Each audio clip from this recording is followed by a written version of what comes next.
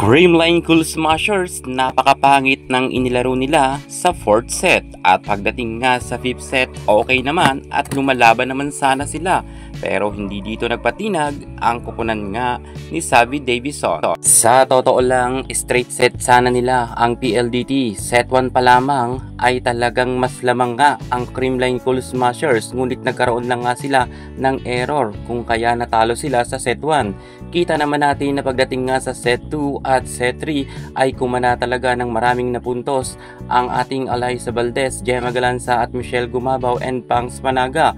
Ngunit pagdating nga sa 5th set, dito na nga talaga nagkakatalo sapagkat maiksi nga lang ang kanilang labanan at dito ay naungusan agad sila ng 4 na puntos ng PLDT. Dahil nga sa 4 na puntos na yan ay bahagya nga sanang nakakahabol pa ang nasabi nating Creamline Cool Smashers, ngunit ito ngang si Savvy Davison ay hindi nga nagpatinag.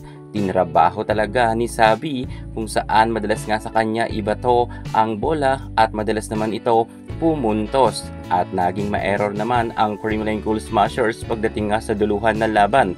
Maraming nasasayangan na sana raw ay pasok ang nasabi nating Creamline Cool Smashers sa finals. Gayunpaman, happy pa rin tayo para sa PLDT sapagkat sa kauna-unahang pagkakataon, first appearance nila ito, nalalaban nga sila para sa Battle for Gold. Makakalaban nga nila ang Cherry Tigo. Natalo nga ang Creamline Cool Smashers sa score na 10 at 15. Puhabor nga ang pagkakataon ngayong gabi sa PLDT.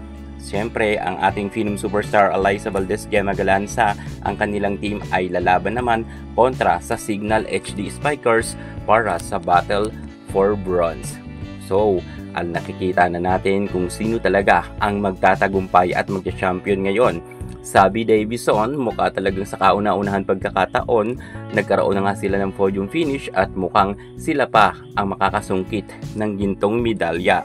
Creamline Cool Smashers babawi na lang sa Invitational Conference at sa Reinforced Conference. I hope na makakuha nga rin ng matinik na import ang Creamline sapagkat alam naman natin na wala nga silang PhilAm na malakas na nakuha. Samantalang ang PLDT, talagang itong si Savvy Davison ay binuhat niya ang team ng PLDT. Akalain nyo 30 plus points nga ang kanyang naipuntos ngayong gabi kontra nga sa Creamline Cool Smashers. Napakalaki niyan, ipinuntos na yan ni Savvy Davison. Kung walang Savannah Davison, maaaring matatalo ang PLDT. Pero syempre, gayon pa man, bilog talaga ang bola at bumabor nga sa PLDT ang pagkakataon na manalo sila.